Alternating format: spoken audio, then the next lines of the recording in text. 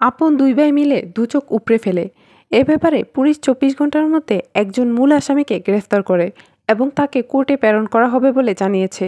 তথ্য প্রযুক্তির সহায়তা নিয়ে উজিরপুর থেকে গ্রেফতার করা হয় সেই আসামিকে। পুলিশ সারা রাত অভিযান চালিয়ে সকালের দিকে তাকে গ্রেফতার করতে সক্ষম হয়।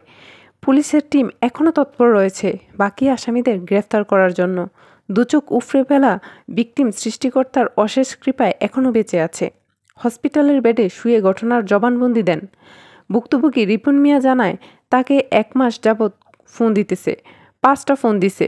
বলছে, ভাই তুই বাড়িতে আয়, আসলে তোর জায়গা সম্পদ ভাগ করে দেই, তুই বাড়িতেই থাক। শুক্রবারে সারাদিন গাড়ি চালায়া ৫টা বাজে রওনা দেয় এবং বাড়িতে যেতে যেতে ১১টা বাজে। গিয়ে দেখেন রান্নাবান্না করতেছে। তখন উনি ওনার ঘরের দুয়ারের দ্বারে বসেন। এরপর ওনার ছোট ভাই বের হয়ে বলেন, এই ওরে ধর, আইসে, ওরে ধরস না কে? এরপর ছোট ভাই, ছোট ভাইয়ের বউ, মেজো ভাই, মেজো ভাইয়ের বউ, মেজো ভাইয়ের এক মেয়ে আর একটা চাচাতো ভাই ও চাচাতো ভাইয়ের এক ছেলে এবং তারা এই কয়েকজন মিলে ধরে তাকে বেঁধে ফেলেন, হাত পা মুখ বেঁধে ফেলে। এরপর রড দিয়ে পিটাইছে, ওইভাবেই ফেলে রাখেন। এই ঘটনা রাত ৩টা বাজে। তারপর ভোর ৬টা বাজে লোকটার জ্ঞান ফিরার পর বলেন, আমারে একটু পানি খাওয়াবে তোরা? এই কথা বলার পর ওনার ছোট ভাই বলেন, হয়তো মরে নাই, ওরে ধর, ওর চোখ খুলে ফেলমু। এরপর একজন মাথা ধরছে, একজন বুকের উপরে বসে, ২জন হাত ধরছে, ২জন পা ধরছে। তখনও বাঁধা অবস্থায় ছিল হাত পাগুলা। এরপর চাকুর মাথা দিয়ে হাত দিয়ে গুইটটা ২টা চোখ উঠায় ফেলে। কত বড়ই নির্মম এবং ওরা কতটা অমানবিক হইতে পারে মানুষ, আপনারা একটাবার চিন্তা করেন। এই ঘটনা কতটা মর্মান্তিক বলার ভাষা খুঁজে আমি জাস্ট পাচ্ছি না। কারণ জীবন্ত লোকটাকে একেবারে ওরা মেরে ফেলতে চেয়েছিল।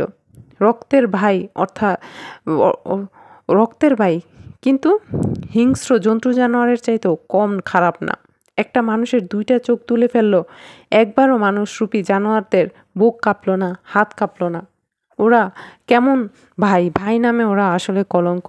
মনুষ্যত্ব বলতে সত্যিই কিছু নাই। এমন ঘটনা দেখার পর হৃদয়টা জাস্ট, আত্মাটা কেঁপে উঠে। যখন তার চোখ উপড়ে ফেলার ভিডিওটা আমি দেখেছিলাম, আমার জাস্ট এত খারাপ লাগছিল, আমি জাস্ট বলে বোঝাতে পারবো না।